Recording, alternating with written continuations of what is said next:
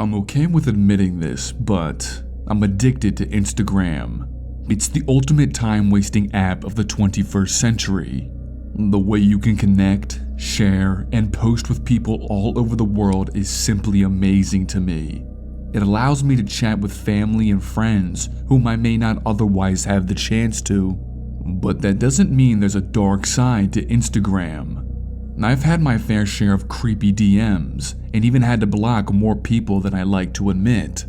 At this point in my 20 years on Earth, I was used to it and even learned to ignore them. So when I got a notification from Instagram at 2 a.m. at night, I didn't sweat it. Just another creep trying to slide into my DMs. I did, however, check the DM. Like I said, it was 2 a.m. and I couldn't sleep, and I was curious what the message could say this late at night. There was no profile picture, and when I clicked on the DM, there was just a single link. I hesitated to click the link. What if it was some dark website, or even worse? But curiosity was clawing at me, and I went against my better judgment and clicked on the link. I was taken to a website. At first, I thought it was a real estate website because there were hundreds of photos of houses, but just the outsides of them. I immediately felt my stomach sink as I noticed the website was uploading new photos at this very moment. But not just any photos of my house from the outside. My jaw dropped as 5 new photos were posted to the site in real time. I quickly ran to my bedroom window and looked outside. A black SUV parked out front sped off the moment I saw it. My heart was pounding. The site had no name, no domain, nothing. I went back to my DMs and messaged the unknown profile. But when I sent a message saying, "Who the hell are you?" Instagram said that the user no longer exists. I refreshed the profile, but the account no longer existed. I still have no idea who sent the DMs, and still have no clue what the website was and why my house was on it. Either way, it seemed like some big stalker organization, and I'm scared to know any other details about what was going on with that Instagram page.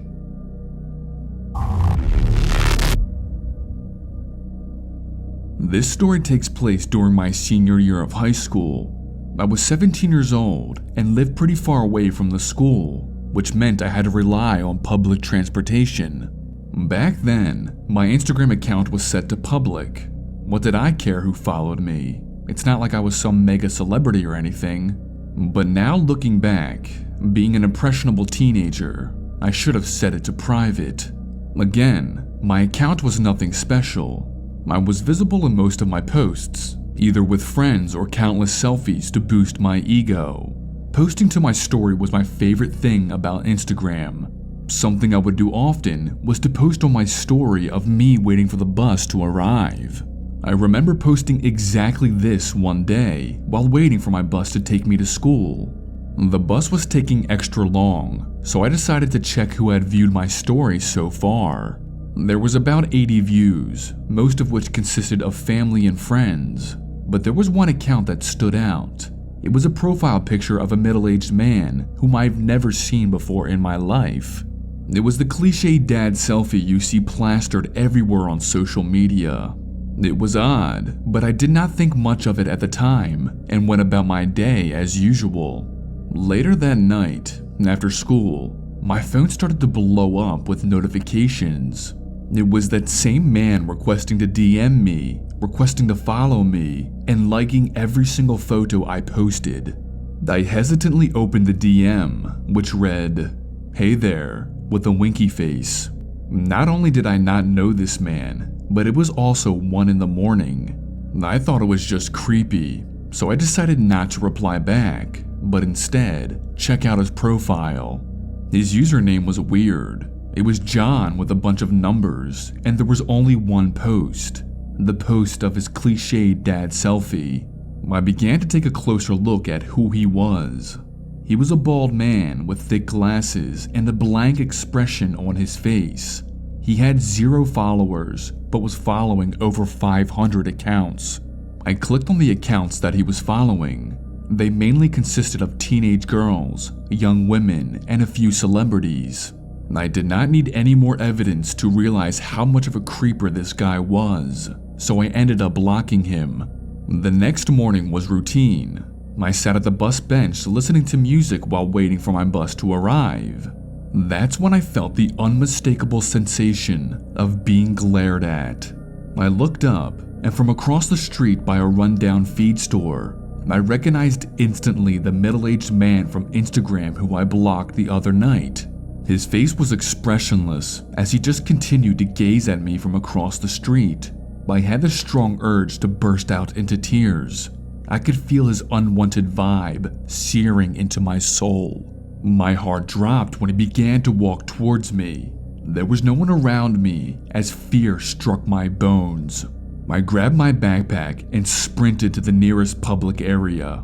It was a pizza place called Dominic's. I sprinted inside and started telling the guy behind the counter about the creepy man outside trying to follow me. The guy behind the counter was a husky Italian man with hairy forearms. He stepped outside and looked at the bus stop. He saw the creepy man walking in our direction and told him to back off. His shouts made the creep freeze. I took this opportunity to take a picture of him with my phone in case I had to report him to the police.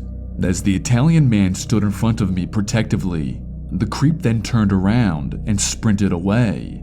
The man working at the pizza place then offered to take me to school. I agreed and pondered about what had just happened as we drove to school. How did that man know where to find me? What was his plan if he actually had the chance to speak with me? And that's when I remembered. I posted to my story the exact bus stop I was at yesterday morning. The realization made my skin crawl, and it taught me a very valuable lesson. Never, ever reveal your location on your public social media. After the kind man dropped me off at school, I hugged and thanked him. Who knows what would have happened if he did not step up and scare off that creep. And I pray, if anyone is in my situation, that someone else steps up and does the right thing.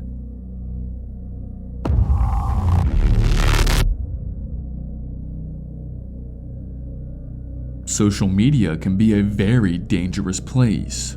I've had an Instagram account for over 5 years now and was way more active on it when I was younger.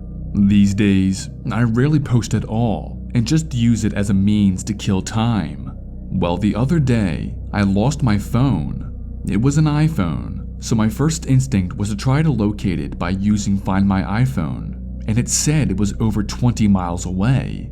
At that point, it just wasn't worth it for me and would be better to buy a new one anyway.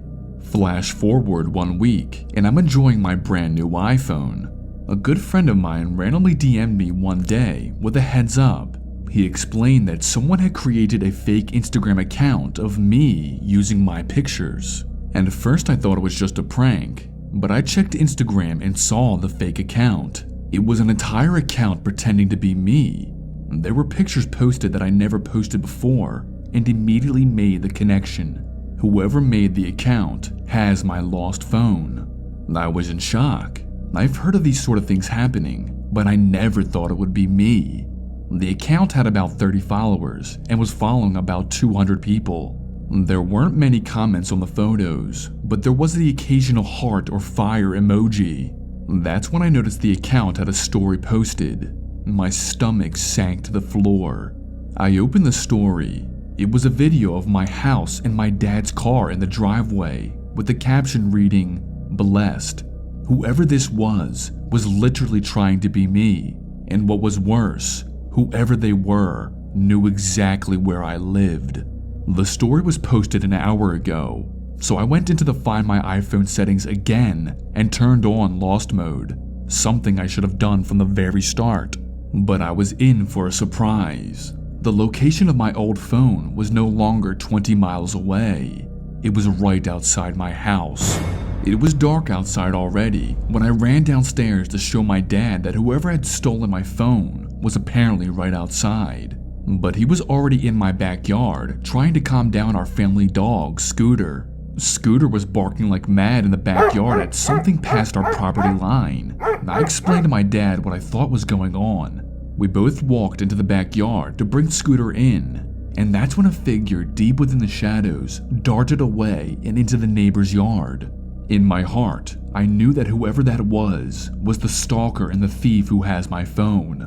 We finally brought Scooter inside and made sure all the doors and windows were locked. But my story doesn't end there. Later that night, Scooter started barking like mad again downstairs by the front door around 3 in the morning. This wasn't typical behavior by Scooter. My dad and I both scanned the front yard from the windows and then stepped out onto the front porch.